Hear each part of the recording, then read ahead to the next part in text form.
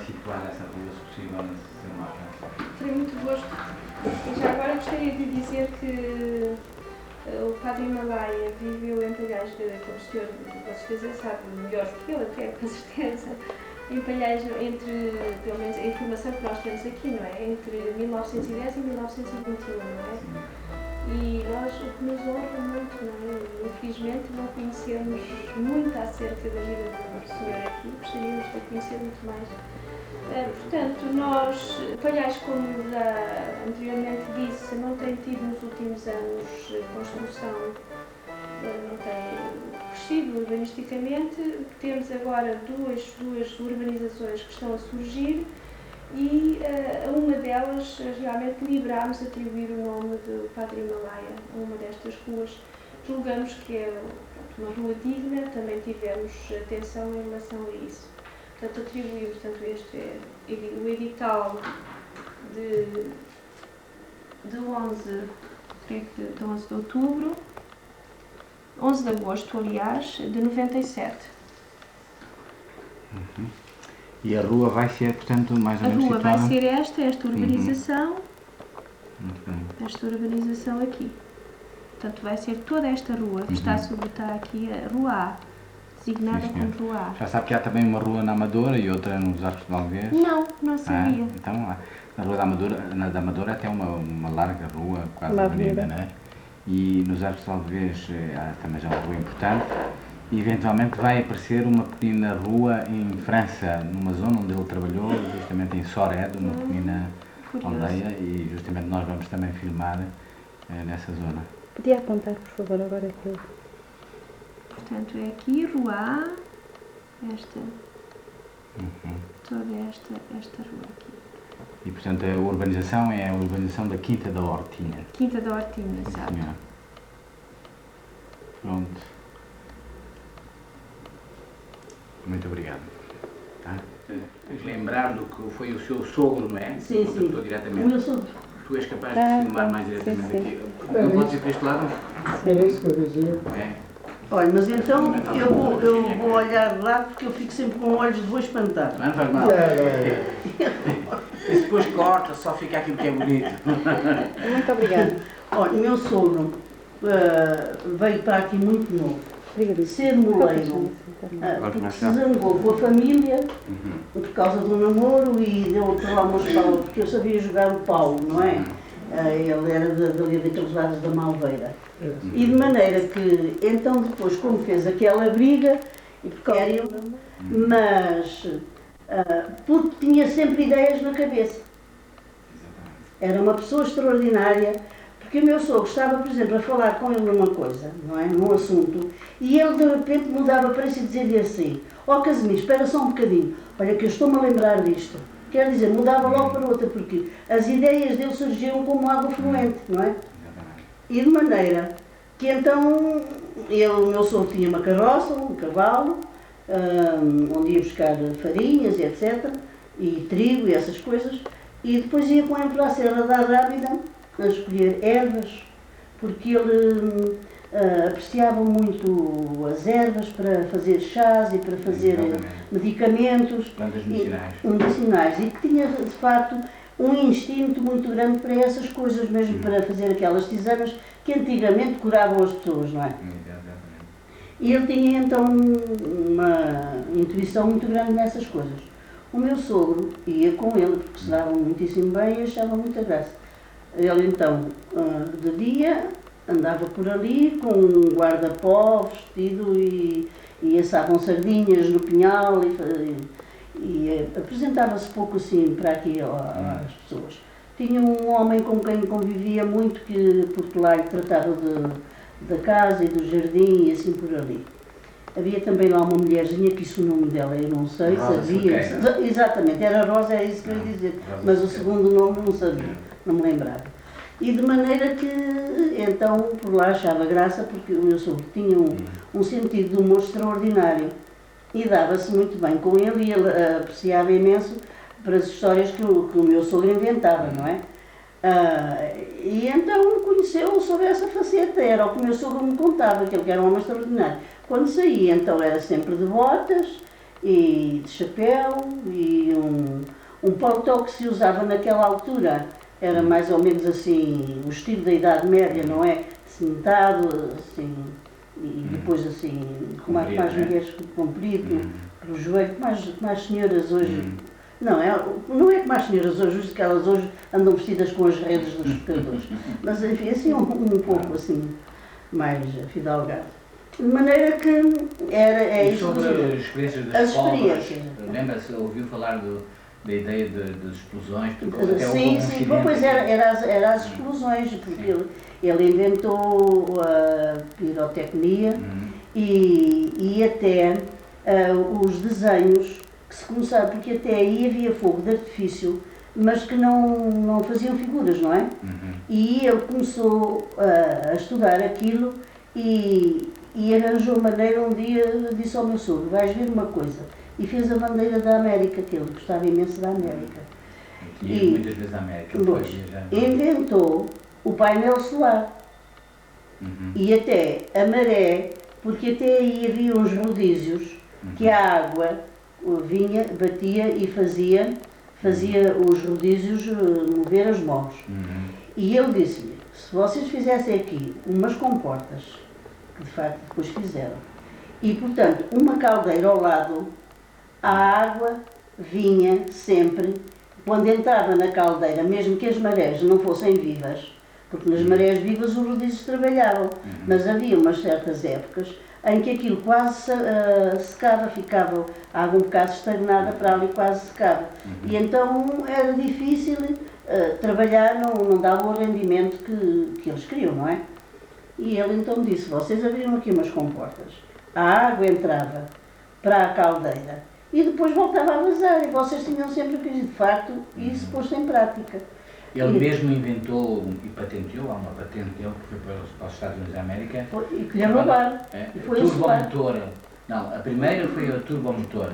Ele fez uma máquina turbomotor, que é hoje já se faz no estrangeiro, que é, por exemplo, em França, a Rance, que é uma turbina que era colocada justamente nesses muros, digamos, dos moinhos, e a água tinha a possibilidade de fazer accionar o rodízio duplamento, à entrada e à saída. Transitava por ali com mais pressão e fazia.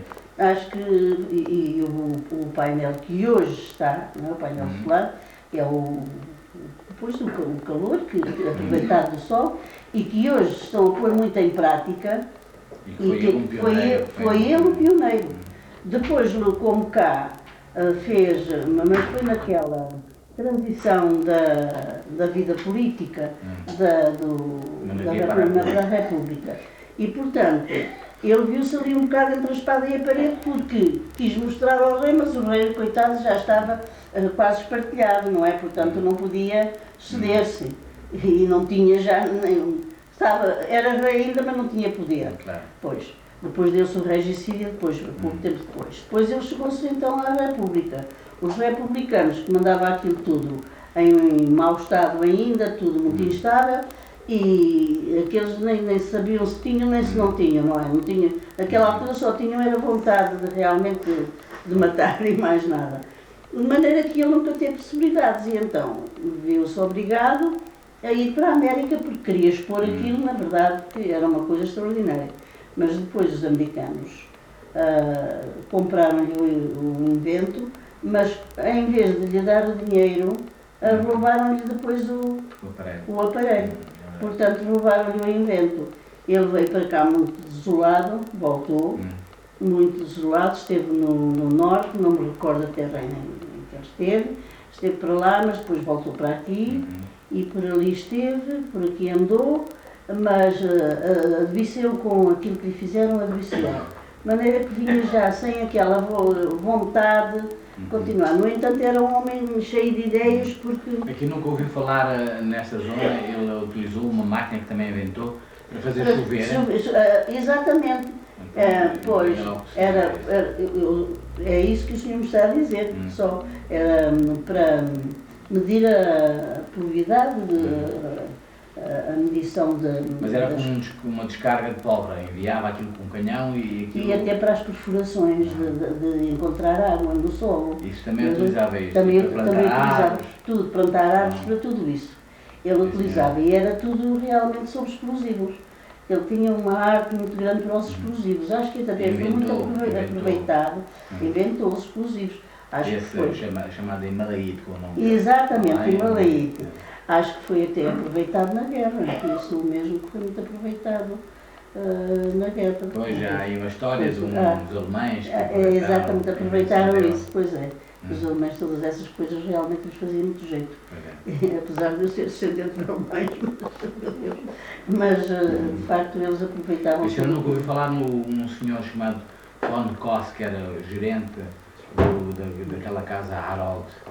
Da casa Harold, pois, mas esse nome não me lembra, não. Mas a casa Harold ainda conheci. É porque ele era amigo dos bancados também. E também do Harold e sobretudo do gerente, que era esse von Koss, que trabalhava aliás com ele. Sim.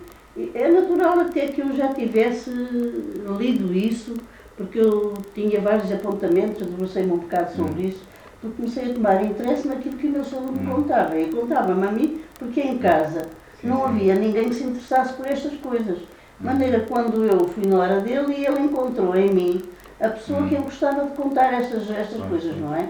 E que eu compreendia, que tinha sempre vontade de saber mais, porque realmente eu, desde pequena, fui uma pessoa sempre curiosa com todas estas coisas, mesmo sobrenaturais e naturais. Mas o padre Himalaia também era muito interessado pela transcendência, o ocultismo tudo isso. E não se lembra do seu sogro falar nisso? Falava nessas coisas. Ele tinha a ideia das telepatias, tinha. Fazia curas espirituais. E acreditava muito no espírito. E dizia para o meu sogro muita vez que se Deus existia e se era espírito, porque afinal de contas se o espírito estava em comunhão com o Filho, que foi Cristo, não é? Portanto que nós tínhamos o nosso espírito também, se Ele nos criou à imagem e semelhança, não é? Claro. E portanto que havia espírito. E o meu sobre estas coisas, como também não era uma pessoa era uma pessoa inteligente, mas não era uma pessoa com cultura, não é? E portanto essas coisas nele faziam-lhe uma certa impressão, não é? Agora não sabe como é que isso terminou, a fábrica dele, porque terminou, não sabe, nós não sabemos exatamente como é que isso... Eu não sei bem como é que isso terminou, só sei que depois aquilo fizeram ali, veio para ali acharam que o sítio que era propício para a seca de bacalhau, porque ele também ensinou-me a salga do bacalhau, a maneira de curtir o bacalhau, pela a pressão do tempo. E ensinou-os também que nem todos os dias serviam, nem todas as horas. Ensinou-os a verificar os dias que serviam, porque o bacalhau então era seco cá fora. Agora não, agora é estufas, não é? Por isso ele não presta como antigamente. Mas naquela altura não.